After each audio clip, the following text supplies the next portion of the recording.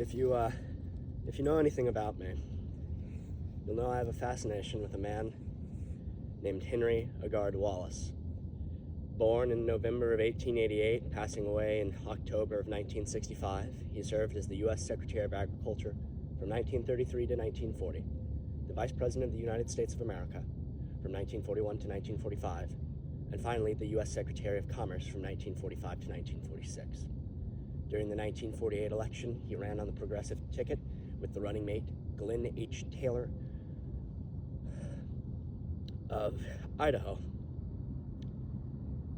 The reverence I hold for this man is not just because I share politics with him. Of course, that's a component.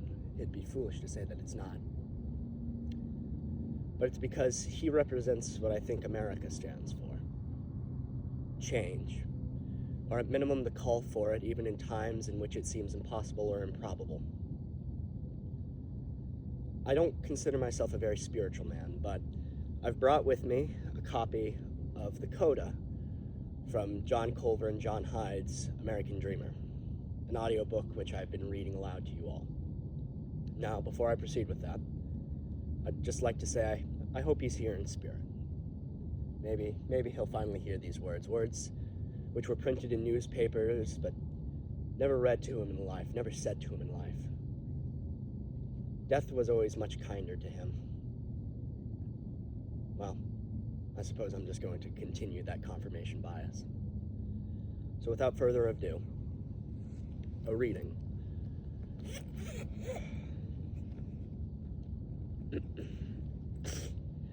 Coda, a good man. As he approached the age of 75, it seemed Henry A. Wallace might go on gardening forever. Now heavier, his hair snowy white, and suffering from sinus problems, he seemed otherwise in prime condition. He ran half a mile every day, and could still do 22 push-ups. His blood pressure was 130/75, and his heart and lungs were normal. When he turned 75 on October 8, 1963, Wallace told friends he fully expected to be around for his 100th birthday. He thrived on long days, still sleeping only 4 or 5 hours a night, and enjoyed a vigorous game of tennis on weekends. Bob Arvidson, Pioneer's chief poultry breeder, regularly visited Farview and recalled the routine. Long hours of work in the barns, followed by an evening of discussion in the library. After Arvidson collapsed into bed around midnight, he could hear Wallace in his office banging out notes on his typewriter to guide the next day's activity. Wallace had taught himself Italian and was learning Portuguese. He enjoyed lecturing on such topics as genetics of disease resistance and development of improved crops. He was collaborating with University of Maryland research scientist George Darrow on a book about strawberries. Occasionally, in later years, he would read a mystery novel or watch a television program with his grandson David. But the books in his well-used library overwhelmingly reflected the serious nature of his intellectual pursuits. To the town librarian, he was the man who knew everything. When she was stumped by a reference question, she simply called Wallace for the answer. In December 1963, Wallace traveled to Central America, where he delivered the commencement address of the Pan American School of Agriculture in Zamorano, Honduras, which I may have mispronounced, my apologies. An institution which he had been associated with for 2 decades. Do not fear hard work, he told the students. Muscular illiteracy must end. Many a religious order has found that work enriches the soil, strengthens the body, and sanctifies the soul. He came back to Central America in April 1964 to check on corn breeding experiments in the region. It was there, in a part... Oh, this is partially upside down. Oh no, sorry. Slight delay. In a part of the world he treasured, that mortality began to catch up with him. First came a peculiar experience in El Salvador. Wallace spotted an unusual-looking nut and impulsively tasted it. The nut was bitter, and he spit it out. Later, he was told it was poisonous and had killed a cow that had eaten one. A short time later, while very rapidly climbing a pyramid at, and I'm about to butcher this, my apologies, Huehuetenango in Guatemala, his left foot began to drag. He assumed the dragging would go away. It didn't. By June 1964, the problem with his foot was severe enough to interfere with his tennis. He played his last game in July. In August, he checked himself into a hospital in Danbury, Connecticut, about 20 miles from Farview, for test. Dr. Joseph Belsky, the attending physician, surmised the nature of the problem, but temporarily elected not to reveal to Mr. Wallace such a dire diagnosis that he was completely unprepared to receive. A month passed with no improvement. In October, Wallace made a trip to Iowa, where he delivered a rambling, low-key talk in Harlan, Iowa, touching on topics ranging from corn production to foreign affairs. We lost Cuba in 1959, not only because of Castro, but also because we failed to understand the needs of the farmer in the backcountry of Cuba from 1920 onward, he declared. The common man is on the march, but it is up to the uncommon men of education and insight to lead that march constructively. This century of the common man could be a century of bloodshed and confusion. Vietnam multiplied 100-fold. 3 days later in Des Moines, Wallace made his last public appearance. Speaking to a reunion of West High School graduates, Wallace paid tribute to his long-shuttered alma mater, and, typically, said the school could have been better. Our adolescence, in its sentimental vagueness, coincided with the simple adolescent USA, a nation without world responsibilities, Wallace declared. We were taught in a fragmentary, incomplete way. Our grandchildren are being taught more completely. May they outdistance us as completely as the auto outdistances the horse, but in doing so, may they never lose humility in facing the ultimate unknowns, and may the divine spark live in their souls forever. Many in the audience noted his unusually husky voice and awkward movements. Wallace offered no explanation. He did not know the reason himself. In November, Wallace went to the Mayo Clinic in Rochester, Minnesota for further tests. There, Dr. Belsky's early diagnosis was confirmed. Wallace had it, and I'm not a doctor, so my apologies that I'm about to butcher this, amyotrophic lateral sclerosis, better known as ALS, a rare neuromuscular degenerative disease, often called Lou Gehrig's disease after the famous Iron Man of baseball who died of it in 1941. ALS is one of modern medicine's most intractable mysteries. Its cause and cure were unknown in Gehrig's day and remained so a half-century later. Only one thing is certain: ALS is always fatal. On the average, ALS patients lived for about 2 years after contracting the disease. Wallace calculated, therefore, that he could expect to die in July 1966, when he would be 77 and 9 months old, and he was utterly determined to beat the odds. If he could not defeat the disease entirely, he said, he at least intended to reach his 80th birthday and see the progress of his beloved plans. Wallace approached his death with the tools characteristic of his uncommon life: keen scientific intellect and respect for fact, voracious curiosity, and willingness to experiment with the unconventional, prodigious physical endurance, courage, and strong spiritual faith. He intently absorbed the medical literature. He speculated freely in letters to doctors and friends. Could the disease have something to do with the clouds of DDT in which he had worked for years? With the nut he tasted in El Salvador? Why did natives on Guam have a higher incidence of ALS than anyone else? Could the human body be genetically reprogrammed? He consulted with leading authorities in the U.S. medical establishment.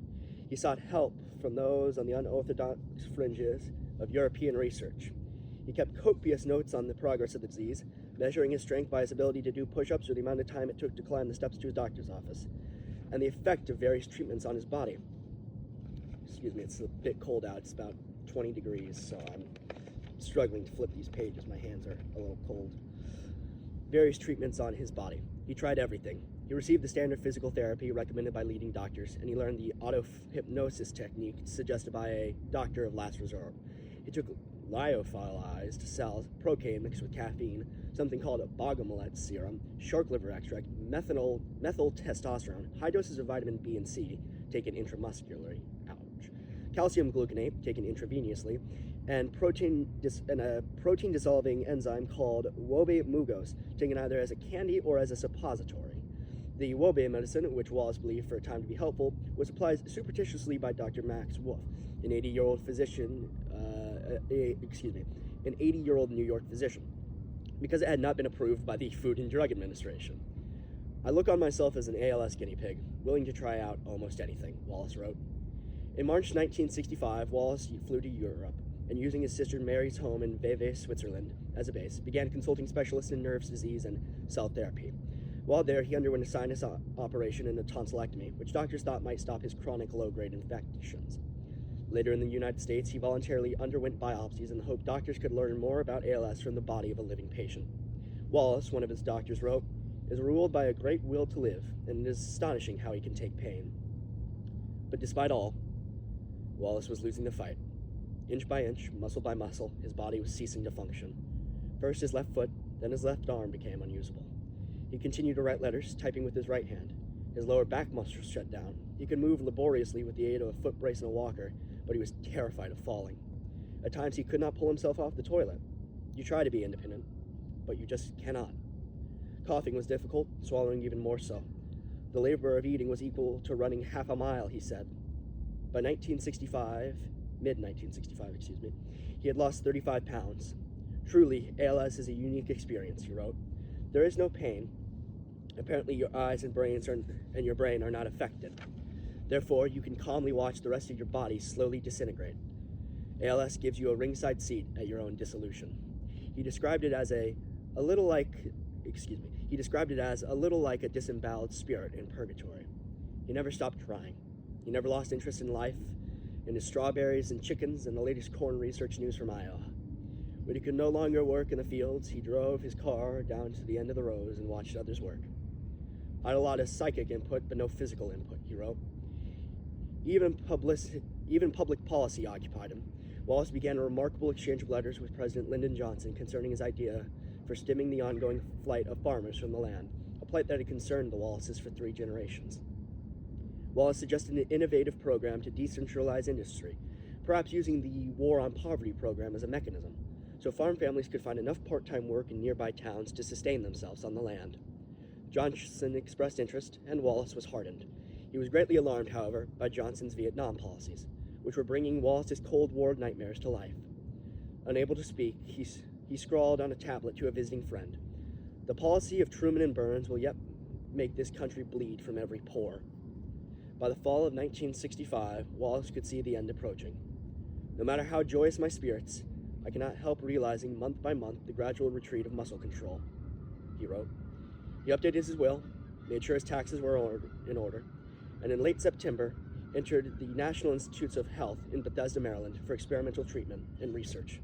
At NIH, doctors put an opening in his neck to the esophagus for the intake of food and medicines, conducted a biopsy, and provided suction machines and drugs to prevent the flow of mucus and saliva to his lungs.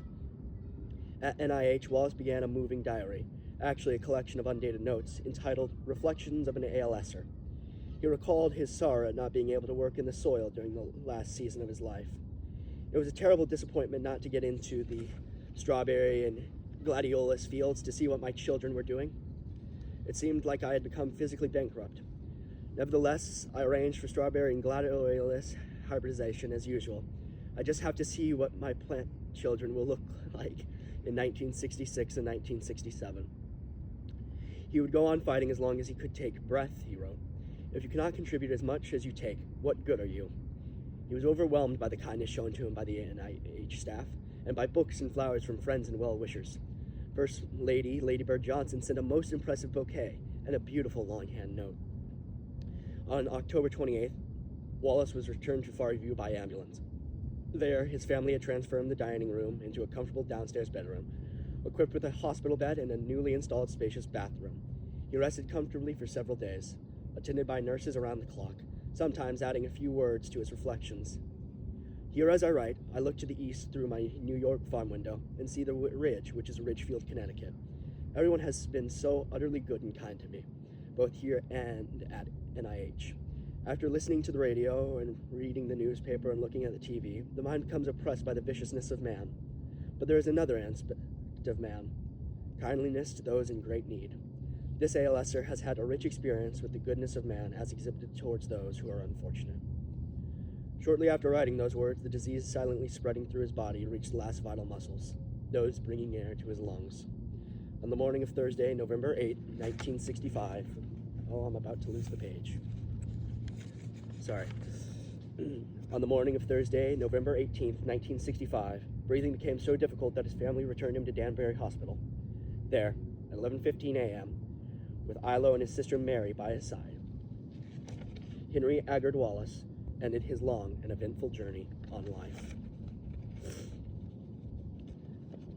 A funeral service was held 2 days later at the Wallace's church, St. Stephen's Episcopal, in Ridgefield, Connecticut. 300 people attended the simple 20-minute service and heard the rector read from the 46th and 121st Psalms. I will lift up mine eyes unto the hills. At his request, there was no eulogy, no sermon, no hymn. Wallace's body lay in a plain gray coffin, covered by a pall of crimson and purple brocade. The only flowers were sprays of his white gladioli and a red, white, and blue wreath from President Johnson. A few of the old New Dealers came. Former Postmaster General James A. Farley was there. So were the statistician Louis Bean and Bean E. Baldwin. Secretary of Health, Education, and Welfare John W. Gardner represented the president. A clump of teenagers watched the long black limousines pull beside the church and wondered what could have drawn them to Ridgefield. Who was he? One of them asked. The body was cremated in Bridgeport, and the ashes flown to Des Moines. There, another memorial service was held on November 21st, and a burial in the family plot at Grimdale Cemetery. Many a verbal brick had been thrown at Henry A. Wallace during his robustly unquiet life, but in death, the words were kind. Lyndon Johnson called him an original American voice, whose views were not always popular, but they were sincere. Harry Truman called him an asset to the country, and Thomas E. Dewey praised Wallace's unique contribution to the world's standard of living. Glenn Taylor, who sacrificed his public career to run with Wallace, reminded the nation that a prophet had fallen. Practically everything Wallace advocated then has been acted on since. That's the way it is with people who are in the vanguard. Dr. Paul Mangelsdorf, head of the Harvard University Botanical Museum, commented, "It was Wallace's fate to often be regarded as a dreamer, when he was actually only seeing in his own pragmatic, realistic way some of the shapes of things to come, and more often than not, he was right. History cannot ignore him, and we shall not forget him," said Secretary of Agriculture Orville Freeman. "No single individual has contributed more to the abundance we enjoy today than Henry Wallace." Vice President Hubert A. Humphrey, a sometimes admirer and sometimes adversary, offered a tribute Wallace himself would have treasured. Henry A. Wallace was a scientist and a statesman, a politician and a philosopher who was devoted and dedicated to peace. But above all, he was a good man. During the 1948 campaign, Wallace spoke on the idea of American fascism, and he said one thing that sticks with me today. The American fascist would rather poison the wells of media than take any actual action. That's a bit of a paraphrase, but I think it true. And I think in times like these, men like him, people like him, are people that we must respect, people that we must look back and say, maybe they were more right than we think. And to that, even though the ground is a bit frozen here, I'll just lay that there. He was a good man. He was a good man. Milo, thank you for letting me spend some time with your husband. Tell the rest of the family I say hi. And Henry, thank you.